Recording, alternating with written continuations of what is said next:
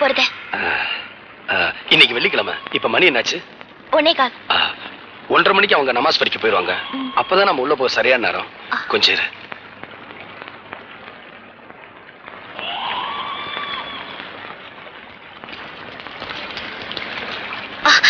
மணி 1:30 ஆச்சு.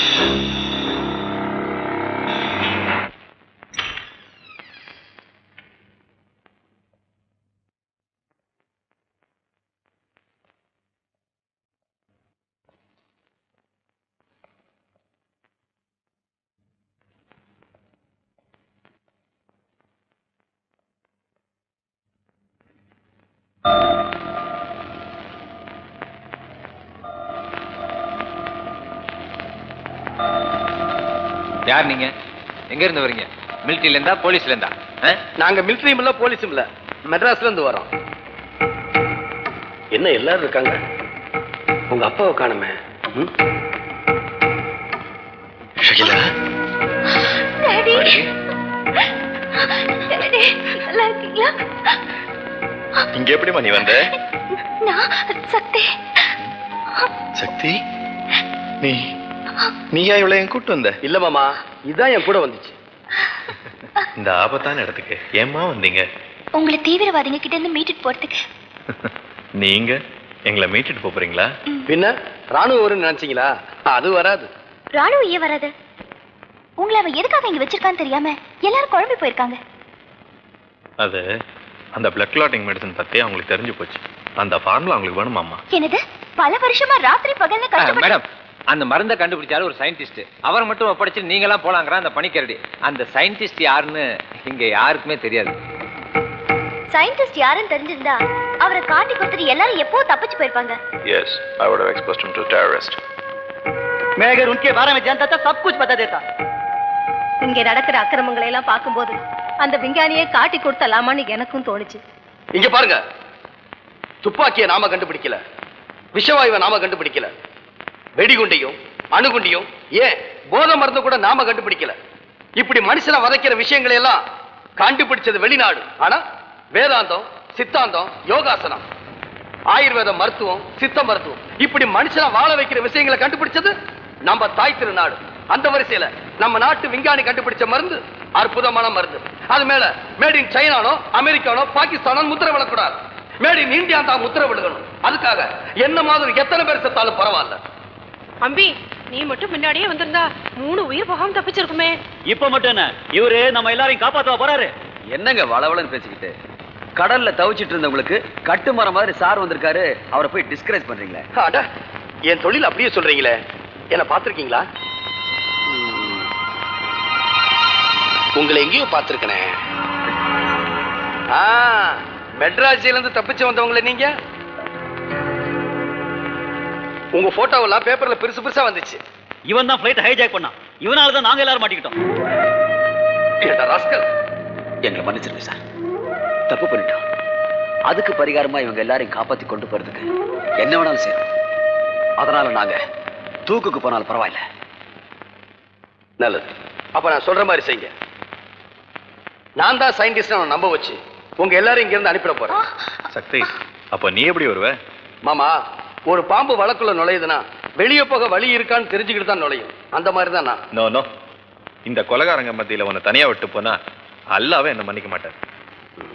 அப்ப அல்லா பேர்லயே கேட்டுருவோம். பேப்பர் பேனா கொடு.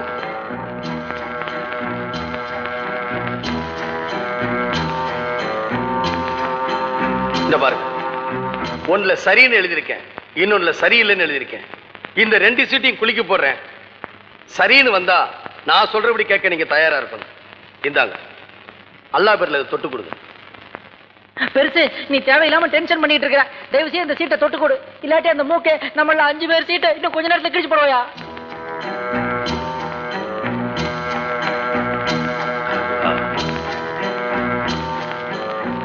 இதுல ஒண்ணு எடுமா.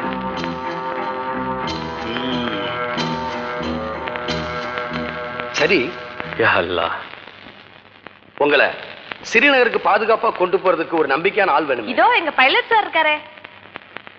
இந்த தம்பி தான் எங்க எல்லாரையும் காப்பாத்துச்சு. இல்லைன்னா எல்லாரும் விமானத்தோடயே போயிருப்போம். பைலட் சார், இவங்கெல்லாம் உங்க மேல வச்சிருக்கிற நம்பிக்கை என் கவலையை போக்கிருச்சு. இதுக்கு நீங்க தான் சரியான ஆள். எல்லாம் கிளம்புற தயாராகுங்க, போங்க குயிக். மிஸ்டர் சக்திவேல், ஒன்னும் இல்லைன்னா நீங்க எதுக்காக சயின்டிஸ்ட் வேஷம் போட்டு ரிஸ்க் எடுக்கணும்? கரெக்ட். பேசாம இவனை போட சொல்லுங்க சாகட்டும். யோ, இந்த மூஞ்செல்லாம் சயின்டிஸ்ட்னு சொன்னா அந்த பனிக்கரடி இப்பயே நம்ம எல்லாத்தையும் சுட்டு கொண்டு வருவான்.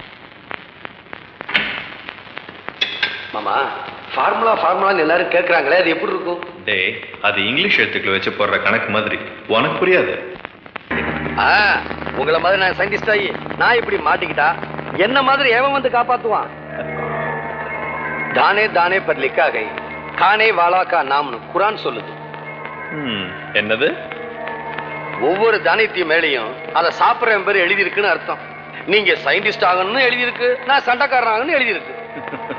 பரவாயில்லையே, வெரி குட். நீ எப்படி குரான்ல இருந்து? ஏன் நாங்கெல்லாம் குரான் படிக்க கூடாதா? ஆமா, அவங்க தொழுகையை முடிச்சுட்டு வர்றதுக்குள்ள நான் பல விஷயங்களை செஞ்சாகணும். உங்ககிட்ட சில விஷயங்களை தெரிஞ்சுக்கணும். எங்கிட்ட என்ன விஷயம்டா தெரியணும்? அந்த ஃபார்முலாவை பத்தி சொன்னீங்கன்னா தில்லு முள்ளு பண்றதுக்கு என் மூளையில கொஞ்சம் ஏத்திக்குவேன். அதெல்லாம் உனக்கு புரியாது மாமா. நான் சொன்னா கேளுங்க ப்ளீஸ், கொஞ்சம் சொல்லுங்களேன். நான் தில்லு முள்ளு பண்ண மாமா ப்ளீஸ். சரி, நான் சொல்றேன், வா.